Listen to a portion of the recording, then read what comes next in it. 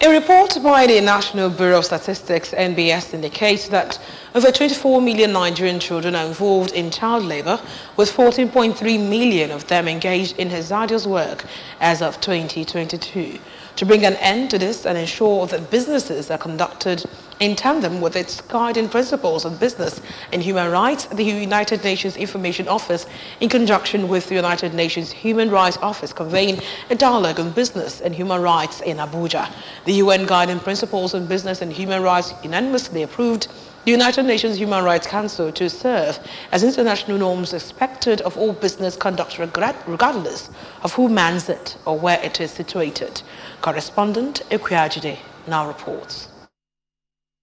The guiding principles defines concrete and actionable steps for governments and companies to meet their respective duties and responsibilities to prevent human rights abuses in company operations and provide remedies if such abuses take place. The resident representative of UNDP Nigeria, Ms. Elsie Atafua, said it would be difficult to achieve the SDGs without looking at the intersection between human rights, business, and women's empowerment. Atafua disclosed that the roles of women will be instrumental to the success or otherwise of the African Continental Free Trade Area she described as the biggest in the world, with about 1.4 billion people. If the AFCFTA would succeed, and it has to succeed because there is no way we can talk about the prosperity of the continent and by extension Nigeria's prosperity without looking at women, the role they play,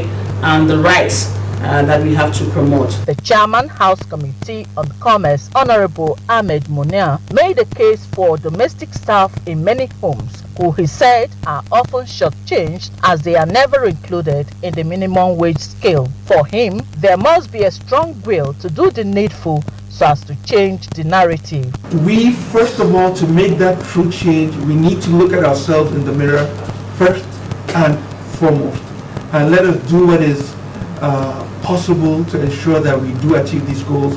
So beyond lip service, we really need to get our act together. If not, we will not move forward as a society.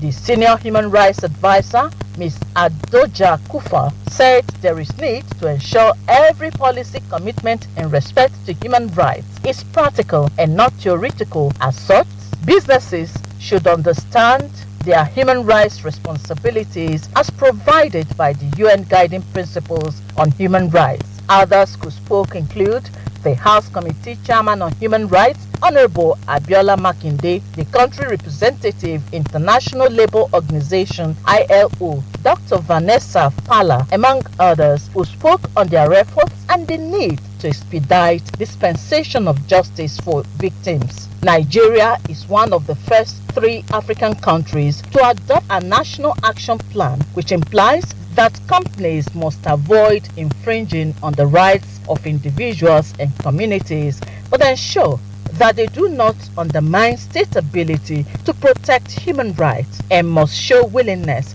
to put in place measures to address human rights abuses when they occur. In Abuja, Princess Equiajide reporting.